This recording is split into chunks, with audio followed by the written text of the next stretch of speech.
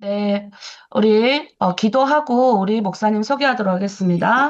하나님 감사합니다. 저희가 가을 이제 4주간 성경 아카데미를 하나님 시작하고자 합니다. 귀한 목사님 말씀을 듣고 또 우리가 하나님의 말씀 깊이 있게 교회를 향한 우리 한 사람 한 사람을 향한 하나님의 마음을 알고 또 하나님이 어떻게 세상 가운데서 빛과 소금의 역할을 감당할 수 있을지 또 우리 한 사람을 통해서 교회를 통하여 역사하시는 귀한 음성을 듣고자 합니다. 이 시간 성령 하나님 함께하여 주시고 동행하여 주시옵소서. 감사드리며 예수님의 이름으로 기도드립니다. 아멘. 음, 음. 네, 우리 저희가 포스터에 저희가 카톡방에도 올라가 있는데 우리 귀한 목사님 소개하겠습니다. 우리 사랑하는 우리 교회 어, 귀한 목사님, 우리 모시고, 김현 목사님이신데요. 모시고, 말씀을 드릴 텐데요. 그 전에 우리 목사님 나오실 때, 우리 귀한, 목사님 나오실 때, 우리 환영하는 목사님, 감사합니다. 라는 마음으로 격려의 박수로 우리 요청하도록 하겠습니다. 목사님, 감사합니다. 네, 반갑습니다. 네, 반갑습니다. 네, 네, 목사님 시작하면 되겠습니다. 네, 반갑습니다. 김현 목사입니다. 제 목소리가 들리십니까? 네, 박수를 쳐주셨는데 제가 박수 소리를 듣지는 못했습니다. 아, 먼저 여러분들 만나 뵙게 돼서 너무나 반갑고요. 그리고 아, 하나의 말씀을 사모하고 또 여전히 하나님에 대한 그 믿음을 끝까지 잘 어, 지키고 또 변치 않는 믿음 가지고 지금까지 걸어와 주신 그 믿음의 수고와 삶의 여정에 대해서 진심으로 감사의 마음 꼭 전하고 싶었습니다. 그리고 어, 변하지 않고 한결같이 남은 인생의 여정도 꼭 지금처럼 같은 믿음의 공동체들과 함께 믿음을 끝까지 잘 지켜서 주님이 오실 때 정말 이렇게 잘했다고 칭찬받는 저 여러분들이 다 되었으면 좋겠습니다. 오늘부터 네 번에 걸쳐서 여러분과 함께 교회에 대해서 좀 다양하게 어, 여러분과 좀 살펴보려고 합니다. 중간중간 혹시 여러분들이 궁금하신 게 있거나 이 챕터가 끝날 때마다 여러분들이 궁금하신 게 있거나 그러시면 제가 혹시 궁금하신 게 있을까요?라고 하고 그러면 여러분들 자유롭게 저에게 질문해 주시고 또 제가 거기에 대해서 답하는 시간도 좀 가져보려고 합니다. 왜냐면은 어떤 그 정보를 들었을 때 그 정보를 또 말씀을 드릴 때도 마찬가지인데요. 내 언어로 설명이 되지 않는 거는 오래 기억이 남지 않는 것 같아요. 그리고 저도 이제 한국에서 교회 생활하면서 많은 분들이 이단에 빠진 분들이 있었는데 그 중에 한 큰 원인 중에 하나가 마음속에 어떤 질문이 있는데 그 질문을 부끄러워서 표출을 못하거나 혹은 잘 이해가 되지 않는데 그냥 이해가 되는 것처럼 이렇게 지나쳐버릴 때가 많이 있더라고요.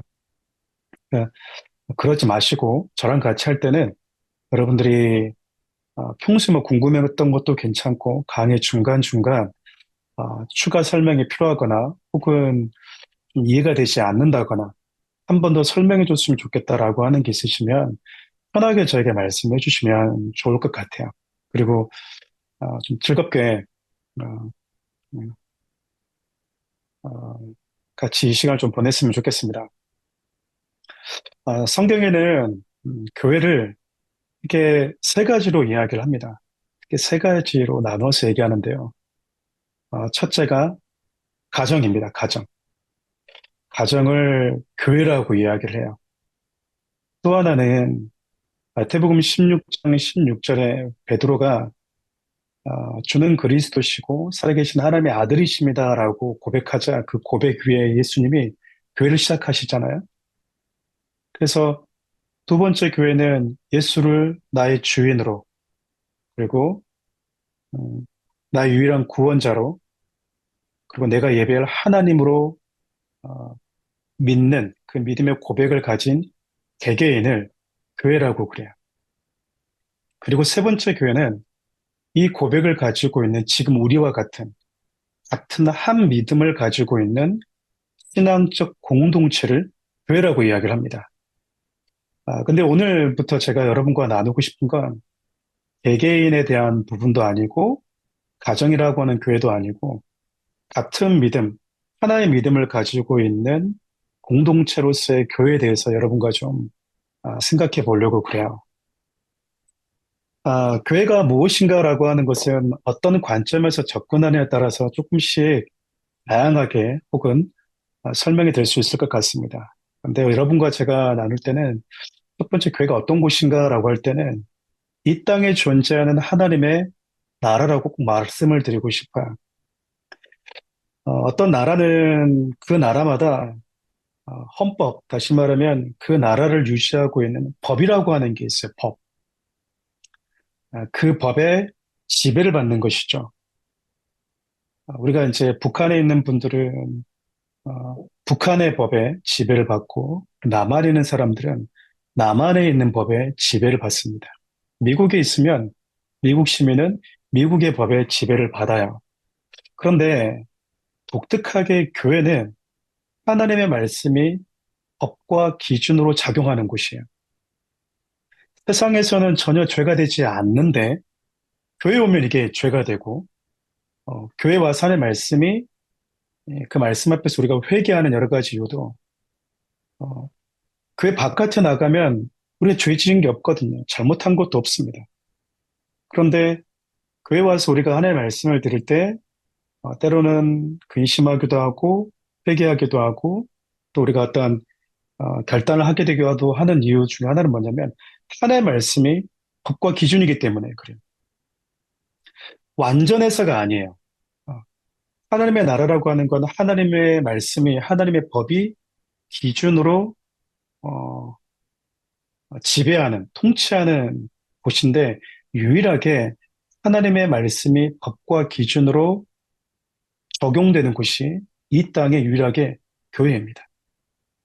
그래서 교회에 오면은 우리가 하나님의 말씀이라고 하는 법을 배우는 거예요.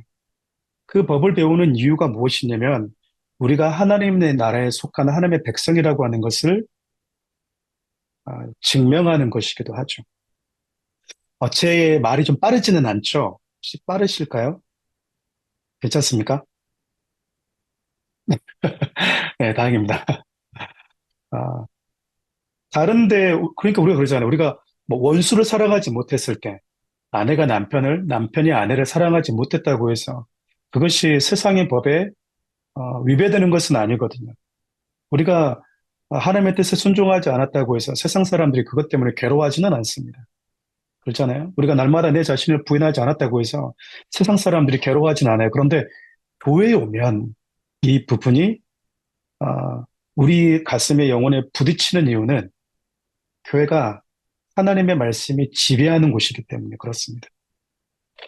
그래서 역으로 이야기하면 사단이 요한계시록에도 그런 표현이 나오는데요.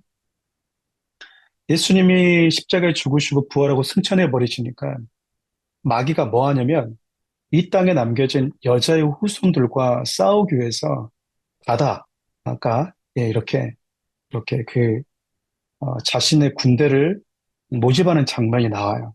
무슨 얘기냐면 사단이 이 땅에서 하는 일은 하나님의 나라라고 하는 교회와 그 믿음을 가지고 살아가는 하나님의 말씀을 기준으로 삼고 살아가는 그 교회 공동체를 무너뜨립니다. 그래서 사회주의나 공산주의는 신앙 자체를 거부하고 하나님의 말씀을 하나님의 살아계심을 인정하지 않기 때문에 그토록 교회를 해하고 무너뜨리려고 하는 것이죠. 그런 의미에서 앞서 얘기했던 것처럼 교회는 이 땅에 존재하는 하나님의 나라인 거예요. 근데 앞서 말씀드렸던 것처럼 완전해서 하나님의 나라라고 하는 것은 아닙니다. 불완전한 자들이 모여 있어요. 교회 공동체 안에 있는 자들과 교회 공동체 바깥에 있는 자들의 차이점이 있습니다.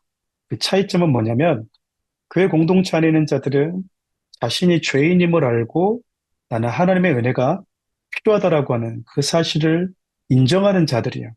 그러니까 내가 죄인임을 깨닫고 인정하고 고백하는 사람들이 모여있는 게 교회죠. 그런데 교회 바깥에 있는 사람들은 자신이 죄인인데 자신이 죄인임을 인정하고 자각하지 못하는 사람들입니다. 똑같이 교회 안에 있으나 교회 바깥에 있으나 똑같이 하나님의 은혜가 필요한 성경 예수님의 말씀을 좀 표현하면 모두가 다 의원이 필요한 환자들인데 교회 공동체 안에 있는 사람들은 나는 의원이 필요한 환자입니다라고 고백하는 사람이고 인정하는 사람이라면 교회 바깥에 있는 사람들은 자신이 환자인지를 모르고 살고 있다라고 하는 거죠. 그래서 교회가 하나님의 말씀이 법과 기준으로 작용하는 곳이긴 하지만 그곳에 모여 있는 자들은 여전히 불완전합니다. 우리가 이제 다음 주도 살펴보겠지만 하나님께서 이스라엘 백성들을 애굽에서 건져내셨을 때요. 사도행전 7장에 보면 스데반 집사님이 애굽에서 구원받은 이스라엘 백성들, 광야에 있는 이스라엘 백성들을 어떻게 소개하냐면 그들이 광야 교회에 있었대요. 그러니까 구원받은 사람들을 하나님이 교회 공동체로 인도하신 거죠. 그런데 그 교회 공동체로 부름받은 구원받았다라고 하는 이스라엘 백성들이 그 공동체가 성숙하고 완전했냐? 그러지는 않았습니다. 왜일까요? 부족했다 그 말입니다. 부족했어요. 여전히 실수가 있고 어, 하나님이 그들 직접 구원하셨고 모세가 목사님이잖아요. 담임 목사님이고 아론이 부목사님이고 어떻게 보면 미리암이 전도사님이잖아요. 그럼에도 불구하고 그 광야 교회 안에 여러 가지 불완전한 모습들이 존재했어요.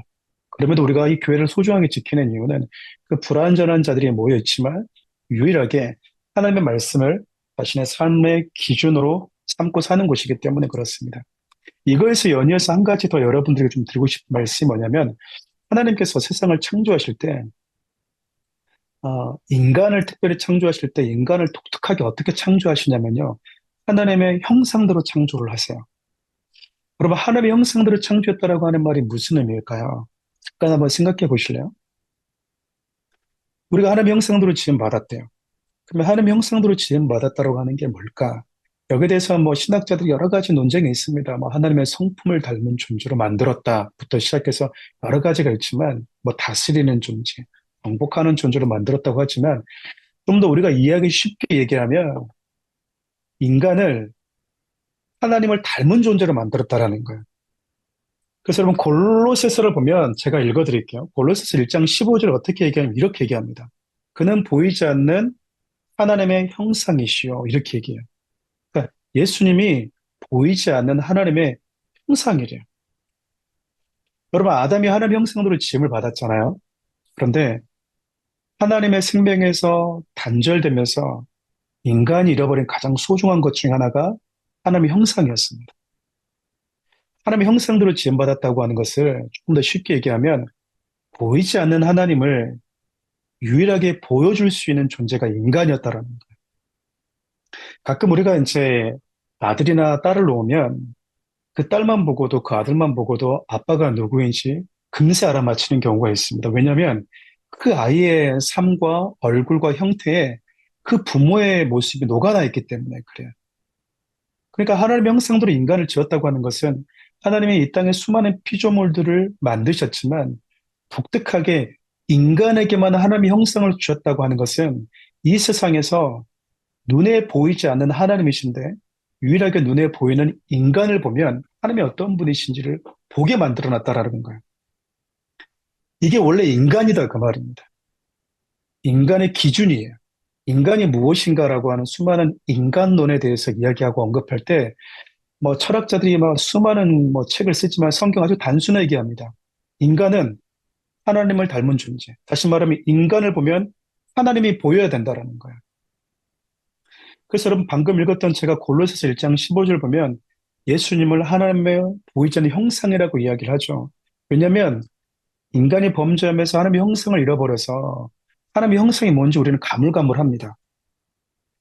잘 모르겠어요. 그런데 예수님을 보면 하나님의 형상이 뭔지를 정확하게 알 수 있대요. 죄송합니다. 그래서 여러분 예수님을 여러분들이 이제 공부도 많이 하셨으니까 아마 아실 거예요. 예수님을 완전한 하나님, 신성, 완전한 인간, 인성 이렇게 나누잖아요.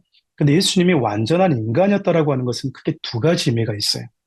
하나는 진짜 우리와 똑같은 인간의 몸을 입으신 완전한 사람이셨다라는 겁니다.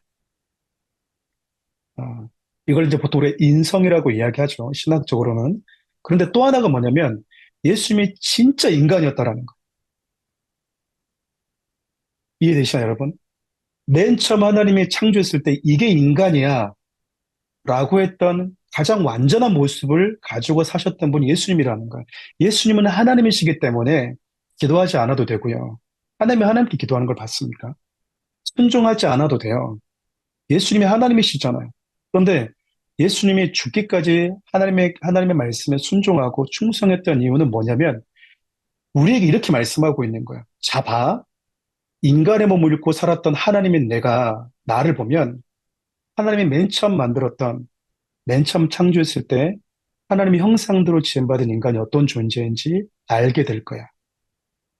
그래서 여러분, 우리가 예수님의 모습을 보고 예수님을 닮는다라고 하는 것은 아, 잃어버렸던 하나님의 형상을 회복한다라는 의미와 함께 원래 하나님의 맨 처음 창조했던 인간의 모습으로 돌아간다는 의미가 있어요. 그러니까 우리가 예수님을 보면 완전한 하나님을 보잖아요. 예수님을 보면 하나님이 어떤 분이신지가 보이는 거예요. 그래서 가장 아름다운 인간은 뭐냐면 여러분들을 보면서, 성도들을 보면서요, 하나님이 보여야 돼요. 여러분, 세상은 보이지 않는 하나님을 볼 수 없습니다. 근데 보이는 성도들을 통해서 하나님이 어떤 분이신지가 보여낸 거예요. 그것을 구현해내는 것이 성도들이고 교회인 것이죠. 그렇게 하나님의 형상을 회복하면서 우리가 하나님의 형상을 회복하는 그 원래 인간의 모습으로 돌아가는 것이 그게 바로 원래 인간이라고 하는 그 기준이라는 이야기입니다. 성도들은 여러분 이 땅에 살면서 그 기준을 제시하는 자들이에요. 세상이 바뀌어도 원래 인간이 어떤 존재였는지에 대한 그 기준을 정확하게 보여주는 존재가 바로 성도들입니다. 그러니까 세상이 믿는 자들을 통해서 교회를 통해서 하나님을 볼 수 없다면 그것처럼 비극은 없는 거죠. 여러분 여기까지 좀 이해가 되셨습니까? 여러분 우리가 이제 군대 가면 어떤 게 있냐면 이런 게 있어요. 저 이제 군대 갔을 때 이제 제식 훈련을 참 많이 했거든요. 제식 훈련 많이 했는데 조교가 이렇게 얘기합니다. 이제 너 기준 그러면 이제 기준 이렇게 손들잖아요. 그러면 이열 종대로 헤쳐 모여 이렇게 얘기를 해요. 그러면 그때 기준 외치는 자는 움직이면 돼요, 안 돼요? 안 돼요. 그때 제가 군대 제식 훈련할 때 가장 많이 들었던 조교로부터 가장 많이 질책을 받았던 그 소리 지금도 기억나는 게 뭐냐면 이런 거였어요. 기준이 왜 움직이나 이런 말이었어요. 맞아요, 여러분. 기준은 움직이는 게 아니에요. 그러니까 여러분, 성도들이 어떤 존재냐면 지금은 우리가 하나님의 맨 처음 인간을 창조했을 때 남자와 여자밖에 없었잖아요. 근데 이제는 우리나라도 대한민국도 이제 성평등 가족부라고 하는 것을 만들어서 2026년부터는 이제 동성 부부도 부부로 이제 인정해주면서 이제 그 인구 조절을 하겠다라는 거. 여러분 만약에 동성 부부가 아이를 낳을 수 없잖아요. 근데 이들이 아이를 입양해서 키웠다고 한번 쳐봅시다. 그러면 그 아이는 어렸을 때 크면서 아빠가 남자고 엄마도 남자인 거예요. 그리고 남자와 여자 외에 다른 성이 있다라고 배운 거예요. 저와 여러분들은 그렇게 안 배웠잖아요. 그렇게 얘기하면 무슨 그런 걸 되게 망측하네. 우리는 그렇게 생각을 해왔거든요. 또 그러한 곳에서 살아왔습니다. 근데 다음 세대가 딱 태어났는데 남자, 여자 외에도 다른 성이 있다고 가르침을 받는 거예요. 교육을 받는 거죠. 그럼 이 아이들은 가정이라고 하는 게 남자와 여자만의 만남이 아니라 남자와 남자도, 여자와 여자도 저것도 가정이구나라고 하는 생각을 갖지 않겠습니까? 그때 세상이 아무리 바뀌고 변해도 마지막까지 남아서 아니, 하나님이 맨 처음 창조했던 건 남자, 여자밖에 없어. 하나님 맨 처음 가정을 주셨을 때는 한 남자와 한 여자의 공동체가 가정이야. 라고 하는 이 기준을 마지막까지 남아서 지켜내서 보여주는 그 기준을 제시하는 곳이 교회라는 거예요. 세상이 계속 바뀔 겁니다.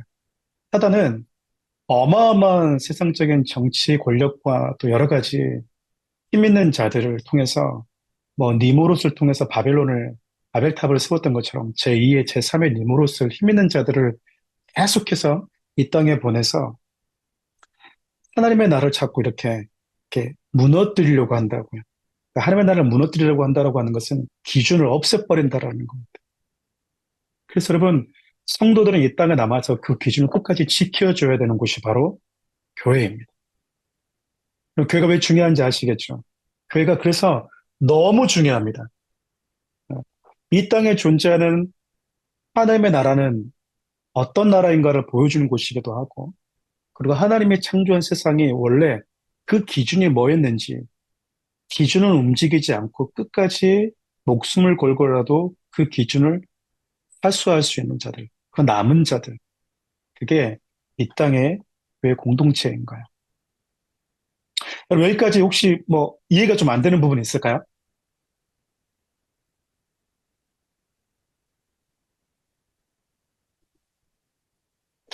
아, 좀 이해되셨습니까? 네. 교회는 하나님의 말씀이 법이 지배하는 하나님의 법이 기준으로 작용하는 곳이다. 그래서 하나님의 작은 나라이다. 그래서 우리는 교회라고 하는 공동체 속에서 하나님의 나라의 백성답게 사는 것이 무엇인지를 배운다. 세상 사람들은 관심 없어도. 둘째는 교회는 기준을 제시하는 곳이다. 시대가 변하고 세대가 바뀌어서 옳은 것이 그른 것으로, 그른 것이 옳은 것으로, 또 진리가 다문화주의 이렇게 바뀌기도 하겠지만 끝까지 남아서 하나님께서 원래 창조했던 인간다움이 무엇인지 그것을 보여주는 곳이, 그 기준을 제시하는 곳이 교회다라고 여러분들에게 먼저 포문을 열고 교회가 그만큼 이 시대에 너무 중요하게 되었다. 그래서 여러분, 사단이 그러면 하려고 하는 게 뭘까요? 예, 교회 무너뜨리는 겁니다. 교회를. 기준이라고 요구하는 것, 기준으로 생각하는 것들. 세상은 우리 교회에 대해서 그렇게 얘기를 해요. 우리가 언제 너한테 기준이 되라고 얘기했어? 이렇게 얘기하거든요. 그래서 교회 정말 싫어합니다. 그래서 종교 다원화주의, 포스트 모더니즘에서는 기독교만 진리가 있다고 말하지 말고 다른 것도 진리가 있다고 인정해 주자라는 거예요. 그럼 평화가 올 거 아니냐. 근데 교회는 그럴 수 없는 겁니다. 그래서 세상으로부터 많은 미움을 받더라도 우리가 교회사적으로 역사적으로 보면 이 기준, 하나님께서 인간에게 주신 그 원래의 기준을 끝까지 포기하지 않고 붙들고 지켜왔던 것들이 지금 저와 여러분들이 가지고 있는 신앙의 유산이기도 해요. 그럼 여러분, 교회가 어떻게 탄생했는가 한번 좀 생각해 보려고 합니다. 교회가 어떻게 탄생했는가?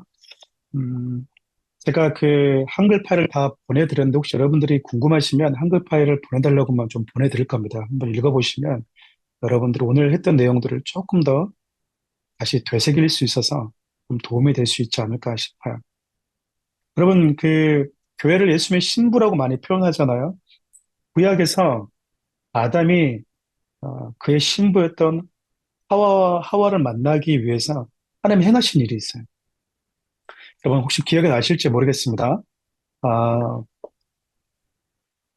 음, 하나님께서 남자인 아담을 만드시고 난 다음에 그의 배필인, 그의 신부인 하와를 만들 때 어떻게 만드시냐면 그 과정을 보면 아주 특별합니다. 뭐냐면 아담을 깊이 잠들게 하셨어요. 요즘 식으로 말하면 그냥 하나님의 전신 수면 마취를 시켜버린 거예요.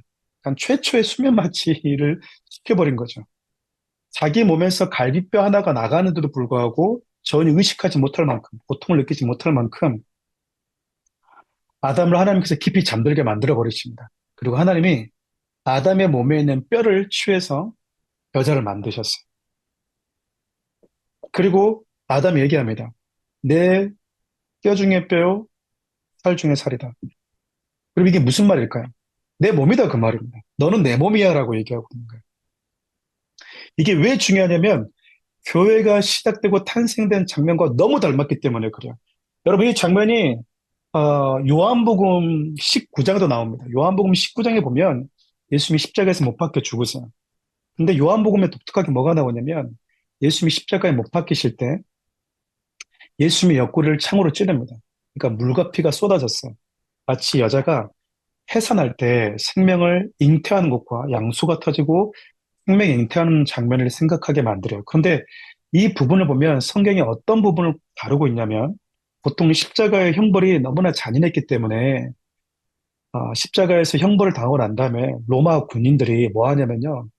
십자가에 매달리는 사람들의 뼈를 그, 이렇게 꺾어버리는 거예요. 뼈를 꺾어버리는 이유는 어차피 십자가에 매달려 있으면 그냥 너무 고통스럽게 천천히 죽어가니까 어차피 죽을 거니까 빨리 고통 없이 죽게 만들어주기 위해서 뼈를 이렇게 확 꺾어버립니다. 그러면 그냥 바로 죽어버리는 거예요. 그래서 예수님의 좌우에 있던 강도들이 숨을 쉬고 있었어요. 그래서 이 두 강도들을 뼈를 탁 꺾어버렸다고요. 그런데 예수님의 뼈도 꺾으려고 왔는데 예수님의 뼈는 부서지지 않았어요. 왜냐하면 예수님이 이미 죽으셨기 때문이라고 성경이 기록합니다. 예수님이 깊이 죽음의 잠을 자버리신 거예요. 그러면서 뼈를 굳이 부수지 않아도 되었다고요. 만약에 예수님이 살아계셨다면, 십자가에서 죽지 않으셨다면, 뼈는 깨져버렸을 거예요. 여러분, 이게 좀 연상이 되십니까? 예수님 왜 죽으시면서 뼈를, 뭐 꺾여도 상관없잖아요. 어차피 이래나 저래나 죽는 건데. 근데 예수님이 구약에도 보고, 구약의 예언도 그러고, 뼈를 하나도 꺾이지 않았다고 얘기하는 이유는 뭐냐면, 뼈 중에 뼈와 같은, 그 뼈에서 나온 아담의 신부와 같은 저와 여러분들을 보호하기 위한 장면이라는 거예요. 그럼 아담이 깊이 죽음의 잠, 깊은 잠에 빠지면서 그의 뼈에서 아내가 나왔듯이 예수님이 깊은 십자가에서 죽음의 잠을 주무셨기 때문에 그분의 몸에 있는 뼈가 상하지 않았던 것, 그분의 뼈 중에 뼈와 같은 저와 여러분들이 깨지지 않았다라는 겁니다. 예수님이 죽으심으로 저와 여러분들이 보호받았다 그 말이에요. 그게 교회 탄생의 시작입니다. 구약은 그림자라면 신약은 그것에 대해서 실질적인 부분을 예수님을 통해서 보여주고 있는 거예요. 그래서 예수님의 교회에 대해서 자꾸 어떻게 표현하냐면 교회는 그리스도의 몸이다라고 얘기하는 거. 마치 아담이 하와를 보면서 내 몸 중에, 내 살 중에, 살이다 그 말은 내 몸에서 가장 중요한 몸이다라는 거잖아요. 네가 나다라고 하는 거예요. 너와 나는 연결되어 있어라고 하는 거예요. 예수님도 똑같이 뭐 골로새서 1장 뭐 18절도 마찬가지고 에베소서 뭐 1장 23절도 보면 교회는 그의 몸이니 교회는 예수님의 몸이니 그리스도의 몸이니 계속 이런 부분들을 반복합니다. 그 얘기가 뭘까요? 예수님의 몸에서 저와 여러분들이 나오고 공동체가 나왔다라는 거예요. 제가 이 얘기를 드리는 이유는 교회가 그만큼 소중하다라는 겁니다. 한 지난주였나요? 여러분도 아마 소식을 들었겠지만 중국의 시온교회라고 이제 지하교회 많은 목사님들이 이렇게 잡혀가시고 성도들이 이렇게 또 잡혀갔잖아요. 저는 그래요, 여러분. 자, 어렸을 때부터 학교 다닐 때, 뭐, 전 세계적으로 보면은 천주교가 기독교보다 더 많거든요. 천주교도 많고, 무슬림도 많아요. 힌두교도 많고. 그런데 제가 어렸을 때부터 많이 들었던 말 중에 이런 말들이 있었습니다. 여러분도 혹시 들어본 적 있는가 한번 생각해 보세요. 야, 불자가 그렇게 사니? 들어보신 분도 있으세요? 야, 천주님 믿는 분이 그렇게 사니? 야, 알라 믿는 사람이 그딴 식으로 사니? 혹시 들어보신 적 있으세요? 근데 야, 교회 다니는 놈이 그러니라고 하는 말을 많이 들어보셨을 거예요. 저도 참 많이 들었습니다. 세상이 교회를 그렇게 싫어해요. 교회를 그렇게 싫어한다. 그리스도의 몸이잖아요. 여러분, 그런데 교회의 몸된 교회가 세상으로부터 이렇게 핍박을 받고 이렇게 고난을 받잖아요. 근데 이 부분을 예수님이 어떻게 표현하시냐면 여러분 잘 아시겠지만 사도행전 9장을 보면 아, 바울이 예수님 믿는 자들을 잡아 죽이려고 또 옥에 가두려고 다메섹으로 가고 있었어요. 그런데 예수님이 그 대낮에, 그 대낮의 빛보다도 더 밝은 빛을 가지고, 어, 바울을 찾아오신. 그러니까 빛으로 찾아오셨다라고 하는 것은 자기의 삶을 들여다볼 수 있도록 해주신 하나님의 배려이기도 하잖아요. 그런데 하나님이, 예수님이 바울을 탁 찾아오셔서 뭐라고 얘기하냐면, 사울아, 사울아, 네가 왜 나를 핍박하느냐? 라고 얘기를 하는 거예요. 여러분, 예수님이 십자가에 죽으시고 부활하신 다음에 승천해 버리셨기 때문에 이 땅에 존재하지 않아요. 이 땅에 안 계신다고요. 그런데 예수님이 사울을 향해서 네가 왜 나를 핍박하느냐고 물으셨다니까요. 여러분, 바울은 교회를 핍박하고 예수 믿는 자들을 잡아서 감옥에 가두고 이렇게 고통스럽게 했지 예수님을 박해한 게 아니에요. 그런데 예수님은요, 당신을 믿고 따르는 교회 공동체에 대한 박해를 당신을 향한 박해로 보셨다고요. 왜죠? 내 몸이니까. 여러분, 우리가 육상 경기할 때 100m 선수가 달릴 때 뭘로 달리죠? 손으로 달리는 거 아니잖아요. 그렇죠? 두 다리로 달려요. 근데 금메달은 어디다 채워줘요? 다리에다 채워줍니까? 아, 다리가 수고했으니까 다리에다 채워주나요? 아니요, 목에다가 채웁니다, 목에다가. 근데 우리 그거 가지고 불만하지 않아요. 어, 다리가 달렸는데, 뭐, 고음은 재주가 부리고, 뭐, 이런다고. 아니, 다리가 달렸으니까, 다리에다가 메달 왜 안 해주고, 왜 목에다 해주라고 다리가 불만을 얘기하지 않아요. 왜냐면, 한 몸이기 때문에 그래요. 한 몸이기 때문에. 여러분, 예수님이 이 땅에 존재하는 교회 공동체를 당신의 몸으로 여기세요.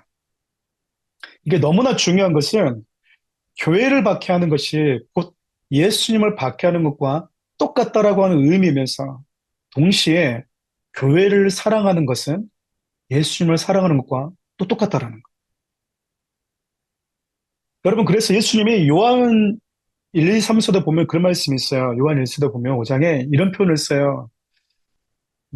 눈에 보이는 형제를 사랑하지 못하면서 눈에 보이지 않는 하나님을 사랑한다고 말하는 사람들은 다 거짓말하고 있다라고 얘기해요.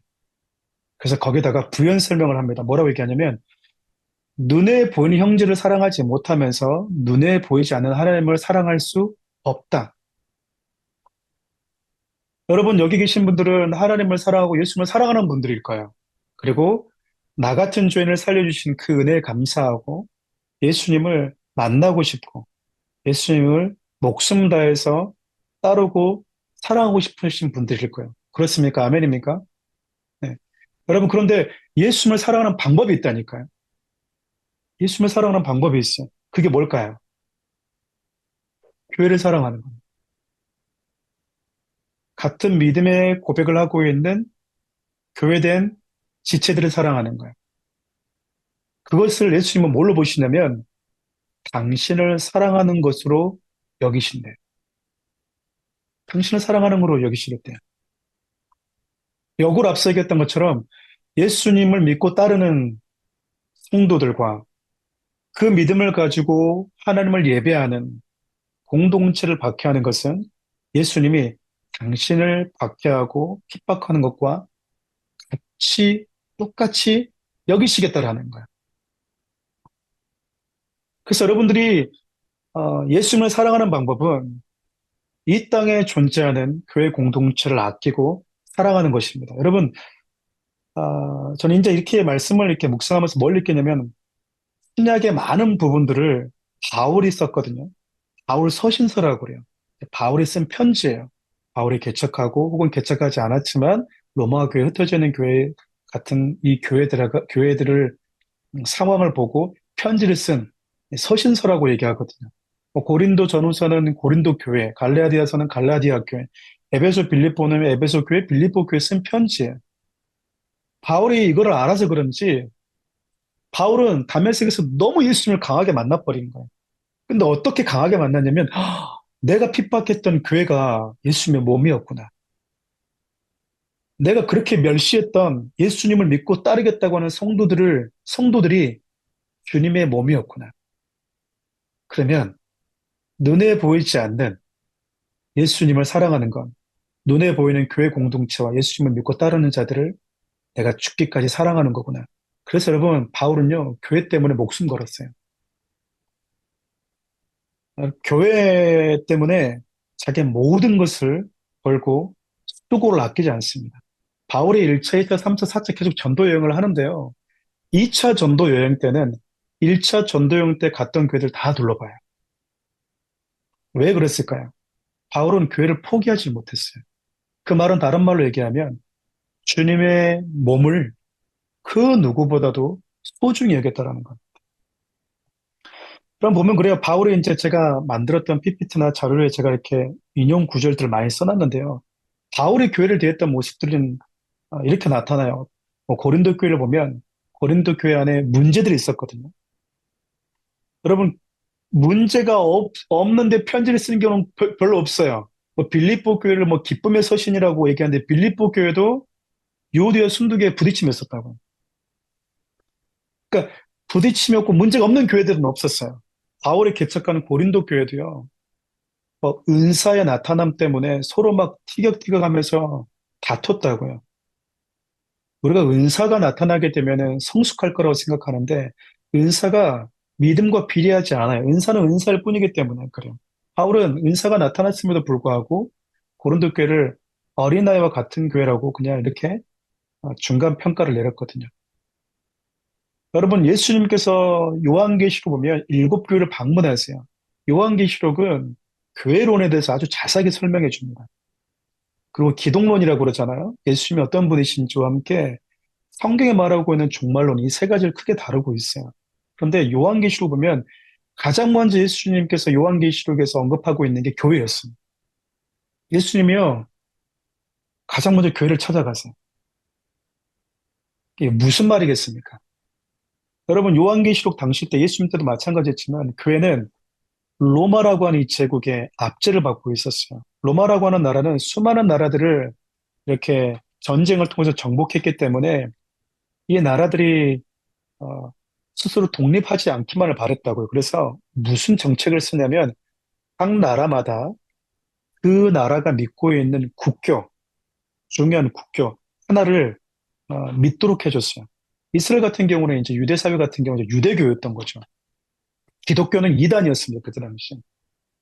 그렇게 예수 그리스도가 우리의 주인이시라고 믿고 따라가는 교회 공동체가 유대인으로부터도 마찬가지고 로마로부터도 엄청난 박해를 받았던 거예요. 그런데 그때 그 고난 속에서 수많은 믿음의 사람들이 잡혀가고 콜로세움에서 사자밥이 되고 있었을 때 그렇게 열악한 상황 속에서 교회를 지켜내고 믿음을 지켜내고 예수님을 믿고 따랐던 그 교회를요, 예수님이 가장 먼저 찾아오셨어요.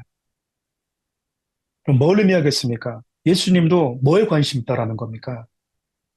네, 이 땅에 있는 교회에 관심 있다라는. 그럼 여기에 이제 많은 분들이 어, 북한에서 생활하다 오신 분들이 많이 계실 거예요. 저는 이제 남한에서 목회하다 보니까 성도들에게 그런 말들을 많이 했어요. 우리가 북한 성도들이 참 아름답고 그들 참 귀한 거는 이들은 진짜 목숨 걸고 예수님 믿는다. 우리의 신앙은 남한에 있는 이 교회 성도들의 신앙은 아직 검증되지가 않았다. 우리의 신앙이 진짜인지 가짜인지 우리 자신도 아직 검증을 못한 거다. 라고 얘기하거든요. 그래서 한번 생각해 보는 거야. 북한에서 이렇게 어렵게 숨어서 지하교에서 예배드리고 있는 성도들과 먹고 사는 게 전혀 문제가 되지 않은 남한에 있는 성도들, 이 두 성도 중에서 누가 더 예수님을 기다릴까? 생각해보면 북한에서 어렵게 지하교에서 예배드리고 있는 성도들이 아니겠습니까? 그 남한에 있는 많은 교회들이 예수님을 기다리지 않게 돼버렸어요. 그러니까 예수님 지금 오시는 게 좋아요 말하면 그다지 흔쾌히 유쾌하지 않아요. 예수님은 오신다라고 하는 건 기정사실인데 내가 죽고 난 다음에 왔으면 좋겠다고 생각을 한다고 많은 분들이. 왜 그럴까? 왜 그럴까? 좀 안타깝잖아요. 근데 예수님께서 그렇게 로마라고 하는 제국 가운데 박해를 받고 있는 에베소 교회부터 시작해서 라오디게 교회까지 7교회를 예수님이 방문하시잖아요. 어느 교회까지 방문하시냐면요. 살아있으나 이미 죽어버린 사대 교회도 예수님이 찾아가세요. 여기서 우리가 생각해 볼 수 있는 아주 중요한 교훈 중에 하나가 뭐냐면, 우리가 이 땅에 존재하는 교회를 쉽게 함부로 폄하해서는 안 된다라는 거예요. 아, 저 교회는 문제가 많아. 저 교회는 뭐 목사님이 뭐 아들한테 물려줬고, 그런 교회를 할지라도요. 우리가 교회를 너무나 쉽게 평가하면 안 됩니다. 함부로 폄훼하면 안 돼요. 근데 우리나라 지금 대한민국은 너무나 서로 간에 싸우고 있는 경우가 많아요. 작은 교회 목사님들은 큰 교회를 욕하고요. 큰 교회 목사님들은 또 우월감을 갖고 있어요. 여러분, 큰 건 큰 거고 작은 건 작은 거지. 선도 아니에요. 악도 아니라고요. 그냥 자기에게 주어진, 자기에게 맡겨진 그 분량에 맞게끔, 달란트에 맞게끔 우리는 충성할 뿐입니다. 근데 작은 교회 있는 목사님들은 큰 교회에 대한 열등감이 이렇게 깔려 있어서 이렇게 비난하고 보는 경우가 많아요. 근데 그 교회가 사도교회처럼 죽어있는 교회라고 하더라도 예수님을 방문하셨다라고 하는 것이 우리에게 얼마나 그 두려움과 또 한편으로는 조심해야 된다는 마음을 주시면 예수님 포기하지 않는다라는 거예요, 교회를. 모든 사람들의 손가락질하고 소위 세상의 교회를 걱정하는 시대가 되었다 하더라도요. 예수님 그 교회를 포기하지 않는다라고 하는 게 중요한 거예요. 우리가 보통 성장했다, 이 사람 참 성숙하고 철들었다라고 할 때는요. 부모의 마음을 좀 알 때 철들었다고 합니다. 니밖에 모르는 애들 있잖아요. 아직 철이 안 든 거죠. 근데 철들었다고 할 때는 이제 부모의 마음을 조금 이해할 때, 야, 얘 진짜 철들었네라고 하는 거예요. 여러분, 신앙에 성숙하면 하나님의 아버지의 마음을 느껴요. 그러니까 교회에 대해서 우리 주님이 느끼고 있는 그 아픔, 그 마음에 함께 참여하는 거죠. 그래서 여러분, 바울이 자기가 직접 세웠던 고린도 교회임에도 불구하고 그 교회 안에 그 교회가 한 사람 한 사람의 영적인 상태가 성장하지 않고 있을 때, 어린아이에 머물러 있을 때, 그가 너무 힘들어했어요. 아파했다고요. 그럼 그 부분들이 계속해서 뭐 고린도후서 2장에도 나오고요. 고린도 교회 여러분 또 여러 가지 문제들이 나타났었을 때도 바울이 포기하지 않고 그 교회 편지를 씁니다. 그게 저와 여러분들이 날마다 성경이라고 읽고 있는 서신서예요. 교회 문제들이 많았어요. 그럼 여러분 하나로 드림교회라고 사랑하는 우리 교회가 문제가 없을까요? 우리는 그 문제가 있으면 교회가 교회답지 않고 안 좋다고 생각하는데 그렇지 않아요. 문제가 없는 교회는 없어요. 한 가지 일화를 들면 그 완전한 교회를 찾기 위해서 떠났던 한 성도가 있었대요. 이 교회도 가보고 저 교회도 가보고 그래서 완전한 교회를 찾는데 완전한 교회를 못 찾고 있는 거야. 그래서 저 산 등성 쪽에 완전한 교회가 있다고 들었대요. 소문을 듣고 이제 그 교회를 간 거예요. 근데 그렇지 가니까 교회가 너무 은혜가 있고 너무 좋은 거죠. 그래서 예배 끝나고 이제 목사님과 만났어요. 목사님 이렇게 물어보면 어떻게 오셨습니까? 목사님 저는요 완전한 교회를 완벽한 교회를 찾아다녔습니다. 그런데 그런 교회를 못 찾았는데 이제야 찾은 것 같습니다.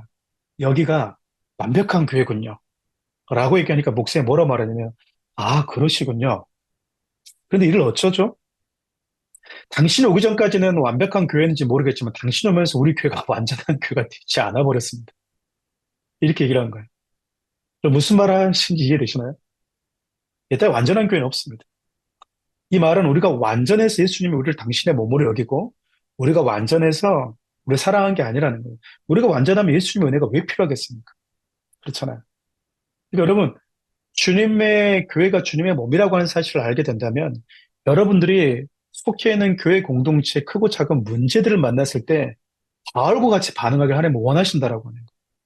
에스겔서를 보면 어떤 메시지가 있냐면 에스겔서를 보면 에스겔은 마지막 유대 왕이었던 이 시드기야 왕이 마지막까지 끝까지 하나님의 말씀을 붙들지 않고 이렇게 우리 소위 말하는 대로 바벨론에 이렇게 버티고 버티다가 자기가 보는 앞에서 아들이 죽고 자기가 눈이 뽑혀서 끌려가잖아요. 그 마지막 때까지 하나님의 이 징계, 회개를 선포했던 선지자 예레미야였어요. 근데 바벨론이 쳐들어와서 이스라엘 백성들을 한꺼번에 잡아간 게 아니라 한 번, 두 번, 세 번 이렇게 잡아갑니다. 근데 첫 번째 잡아갔던 1차 포로 때 끌려갔던 사람이 다니엘과 다니엘 세 친구 같은 사람들이었어요. 두 번째 끌려갔던 사람이 에스겔 같은 사람들이었거든요. 고위 공직자들. 에스겔이 바벨론 포로로 끌려가서 그 바벨론 포로로에서 생활하고 있는데 하나님이 찾아오셔서 영적인 눈을 열어줘 버린 거예요. 그래서 왜 이스라엘 백성들이 이렇게 바벨론 포로로 끌려올 수밖에 없었는지, 예루살렘이라고 하나님의 성전에서 일어나고 있었던 수많은 죄악들에 대해서 하나님이 다 보여줍니다. 바로 어느 정도였냐면 교회가 아닌 거예요. 성전이. 거기서 제사장들은 탐욕에, 탐심에, 그리고 그 안에서 수많은 음란과 이 우상 숭배가 버젓이 일어나고 있었거든요. 근데 여러분 에스겔 보면 하나님께서 뭐라 말씀하시냐면 에스겔의 눈에 한 가지 환상을 보는데 서기관의 먹그릇 찬스가 나타나서 하나님의 음성을 들어요. 하나님 뭐라고 얘기하시냐면 나는 예루살렘을 쭉 둘러보면서 예루살렘의 이런 그 무너짐과 백성들의 포로로 끌려간 이 죄악에 대한 이 고통이 내 죄 때문입니다라고 생각하면서 울며 탄식하는 자들을 찾아가서 이마에다가 도장을 찍으래. 여러분 이게 무슨 말이냐면 쉽게 얘기하면 내 죄 때문입니다. 라고 같이 하나님의 마음에 참여해서 고통스럽게 눈물을 흘리는 자들에게 예수님, 하나님은 찾아가서 너는 내 새끼다. 내가 속한 자다라고 하나님이 이렇게 도장을 찍었다 그 말이에요. 말 잘하는 사람, 판단을 잘하는 재판장, 무엇이 옳고 그른지를 정확하게 짚어내는 재판장을 하나님의 찾아가라고 말하지 않고요. 이 나라에서 벌어지고 있는 이 비극적인 일들이 내 죄 때문입니다, 하나님. 라고 울며 탄식하는 하나님을 찾고 있대요. 여러분, 이것은 지금 우리에게 사는 시대도 똑같아요. 여러분, 니에미아도 똑같았거든요. 니에미아가 예루살렘의 성벽이 무너졌다는 말을 듣고 그가 어떻게 얘기하냐면 나와 내 아버지 집이 범죄했습니다. 이렇게 회개해요. 여러분, 니에미아와 같은 사람만 있었으면 이스라엘 백성들은 포로로 끌려갈 일도 없습니다. 근데 니에미아가 어떻게 얘기하냐면 예루살렘 성벽이 무너지고 황폐하게 된 것이 자기와 자기 가족들의 죄 때문이래요. 내 죄 때문이라는 거예요. 여러분, 하나님은요, 그런 상한 심령을 가지고 기도하는 자들을 찾으세요. 제가 지금 이렇게 장황하게 예화를 들고 있는 결론은 뭐냐면, 여러분들이 이 땅에 속해 있는 많은 교회들을 볼 때, 또 여러분들이 속해 있는 교회를 볼 때, 문제가 없을 거라고 생각하지 마십시오. 여러분, 무엇에도 문제가 있었어요. 누구나 다 부족함이 있습니다. 그런데 하나님이 그 교회를 당신의 몸처럼 생각하시기 때문에 하나님은 교회 안에 크고 작은 문제들이 있을 때 그 문제들을 바울과 같이 바라보기를 원하신다라는 거예요. 바울과 같이 바라보신다. 이따 우리가 나눔 질문도 이렇게 나와 있는데 제가 우리 교회 청년들에게 메시지 전할 때 종종 이렇게 얘기합니다. 청년들이 뭐라고 얘기하냐면 음,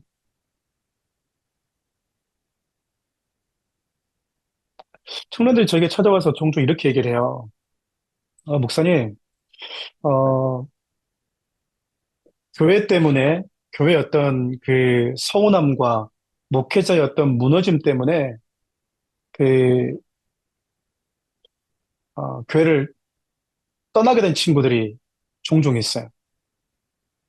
근데 제가 그때 어떤 얘기를 하냐면 왜 당신의 영원한 생명을 결정지을 수 있는 당신의 영원한 생명과 운명이 결정된 것을 그 하나님과의 관계를 하나님을 믿는 그 믿음을 불완전한 교회와 불완전한 목회자에게 왜 운명을 거십니까? 무슨 얘기인 거 아니? 왜 내 영원한 생명을 결정지을 수 있는 하나님과 관계를 목사의 어떠함 때문에 신앙을 버리고 교회의 어떠함 때문에 버리냐 그 말이에요. 그건 여러분 너무나 어리석은 겁니다. 저는 교회 때문에요. 교회 상처받았어요. 목사님 때문에요. 여러분 이거는 너무나 슬픈 일인 거야. 그래서 교회를 떠나고 있다라고 하는 건 자기 스스로에게 뭐라고 얘기하는 거와 똑같냐면 나는 내 믿음의 근간을 목사님께 뒀어요. 목사님이 어떠함 따라서 저는 믿음을 붙들 수도 있고 그 어떠함 따라서 하나님을 떠날 수도 있어요. 저는요, 제 믿음을 교회에다가 묶어놨어요. 교회가 문제가 생기면 언제든지 교회를 떠날 수도 있어요. 이런 거 똑같은 거야. 여러분, 10대 시대 속에서 교회가 문제가 없었던 시절은 단 한 번도 없었습니다. 그러나 하나님은 교회를 지키셨어요. 그게 저는 중요하다고 보는 거예요. 그것이. 그래서 저는 사랑하는 여러분 모두가 그 마음을 가졌으면 좋겠습니다. 마음을 가지고, 여러분들의 속해 있는 교회 공동체를 보실 때도, 주님의 몸이다. 주님의 몸이다. 라고 생각하시면서 여러분들이 대하면 참 좋겠어요. 또 여러분 갈라디아서 4장 19절 보면 바울이 또 어떻게 얘기하냐면 갈라디아 교회 성도들 향해서 내 자녀들이라고 소개하는데 어린 자녀들 마음속에 앞서 얘기했던 것처럼 그리스도의 형상이 회복될 때까지 해산하는 수고를 또 하겠대요. 여러분, 예수님을 믿는 그 믿음을 갖게 하는 것, 즉, 하나님의 자녀라고 하는 신분을 갖게 만드는 것도 쉽지 않은데요. 그거에 버금가는 게 뭐냐면 성장해 갈 수 있도록, 자라갈 수 있도록 하는 것도 여러분 진짜 어렵습니다. 진짜 어려워요. 해산의 수고가 또 필요하다는 거예요. 한 영혼을 하나님의 자녀가 되게끔 낳는 것도 해산의 수고가 필요하지만 그의 마음속에 어린 그 이제 갓 태어난, 왜냐면 우리 앞으로도 살펴보겠지만 예수를 믿어서 구원받았다고 하는 것은 신분이 바뀐 것이지 수준이 바뀐 건 아니거든요. 수준의 변화가 아니라 신분의 변화라고요.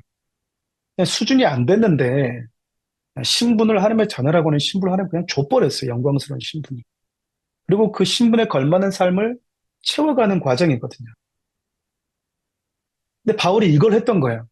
아, 네 이제 예수님 믿고 교회 나오니까 됐어가 아니라 예수님을 네가 구주로 영접했어? 예배 생활 시작했어? 그런데 무슨 수고까지 하고 있냐면 그 성도가 그리스도의 형상을 닮은 자로 살아갈 수 있을 때까지 또 수고를 했대요, 바울이. 그게 바울이 교회를 대하는 그만의 방식이었습니다. 너무나 중요하죠. 왜냐하면 교회 공동체 안에는요, 신앙에 성숙한 사람도 있고 상대적으로 성숙하지 못한 분들이 공존합니다.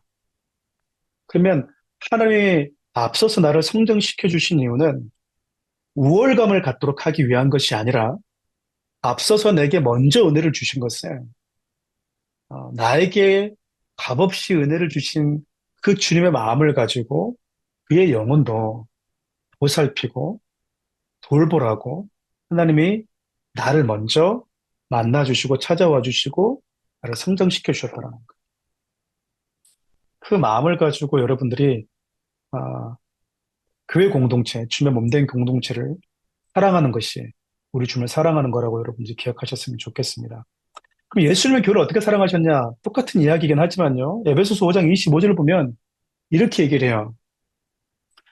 아, 예수님이 교회를 위하여 자기를 내어주셨대요.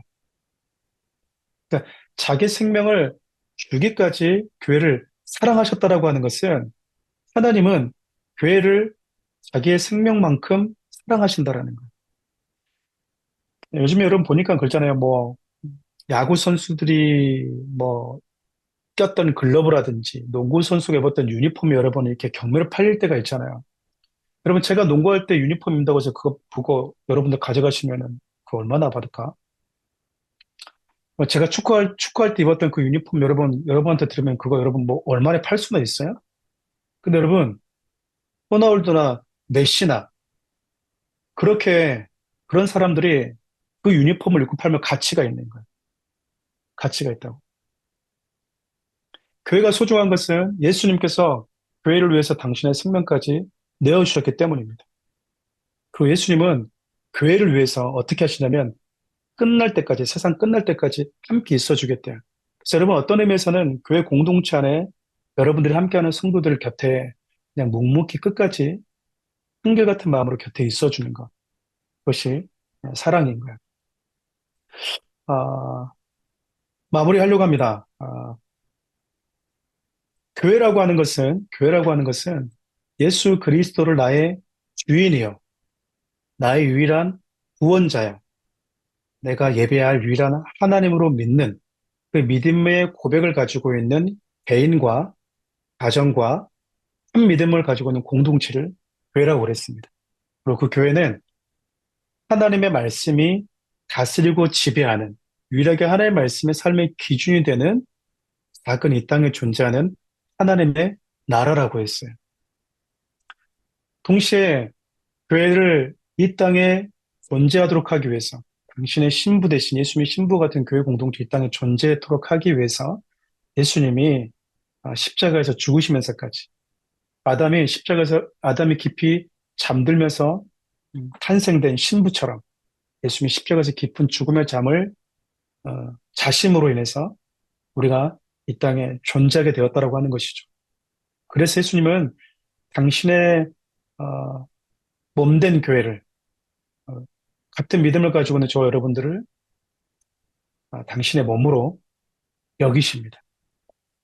그래서 우리가 이 땅을 살아가는 동안 주님의 몸된 교회를 소중하게 여기고 지켜내는 것, 그것은 우리를 죽기까지 사랑하셨던 예수님을 향한 신앙의 고백이자 사랑의 고백이 될 수 있는 거예요. 혹시 궁금한 거 있으실까요? 질문들이 혹시 있으실까요? 질문은 받아서 다음 주에 아마 하거나 이렇게 하도록 하겠습니다. 알겠습니다. 네, 알겠습니다. 알겠습니다. 네. 그럼 제가 어떻게 기도하면 될까요? 네, 목사님. 네, 그럼 제가 오늘 강의 마무리 기도하도록 하겠습니다. 살아계신 하나님, 하나님은 스스로 홀로 계셨던 분입니다. 아담처럼. 그런데 하나님께서 당신의 신부와 같은 우리들을 창조하시기 위해서, 우리 당신 곁에 두기 위해서 우리 주님이 십자가에서 죽으시는 수고까지 마다하지 않으실 만큼 우리 주 우리를 사랑하셨습니다. 그렇게 해서 탄생된 자들이 우리 주님의 몸된 이곳에는 성도들이고 교회 공동체입니다.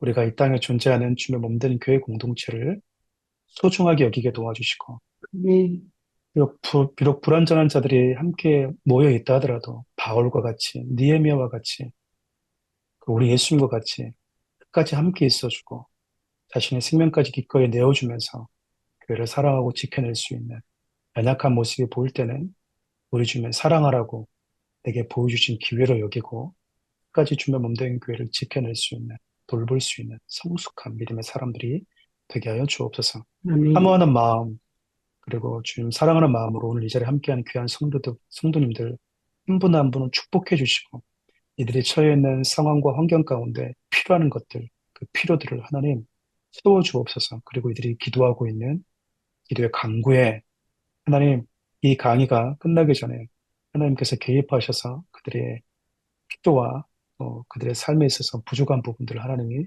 채워 주옵소서.